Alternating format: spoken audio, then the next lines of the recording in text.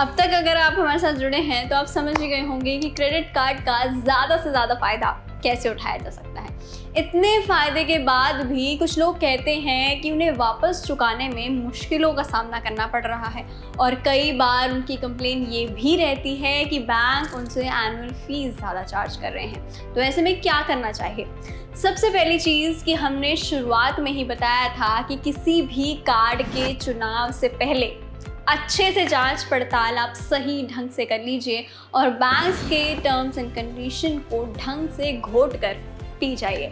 लेकिन अब अगर आपने गलत कार्ड का चुनाव कर ही लिया है तो अब आप उसे बंद कराने की सोच रहे होंगे। तो चलिए जानते हैं ऐसी सिचुएशन में ये कैसे आपके क्रेडिट स्कोर पर असर डाल सकता है। अगर आप अपना पुराना बकाया यानी कि जो आपका आउटस्टैंडिंग बिल है उसका भुगतान किए बिना क्रेडिट कार्ड को बंद कर देते हैं तो ऐसी सिचुएशन में आपके क्रेडिट रिपोर्ट पर नेगेटिव इम्पैक्ट पड़ता है।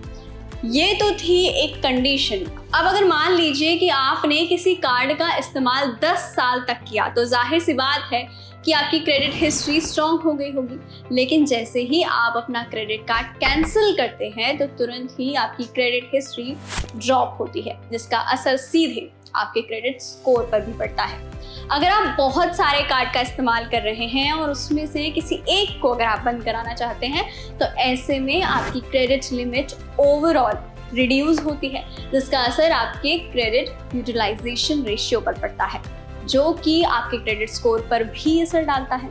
अगर आप एक ही क्रेडिट कार्ड का इस्तेमाल कर रहे हैं और उसे भी बंद कराना चाहते हैं तो ऐसे में इसका असर भी क्रेडिट स्कोर पर पड़ सकता है।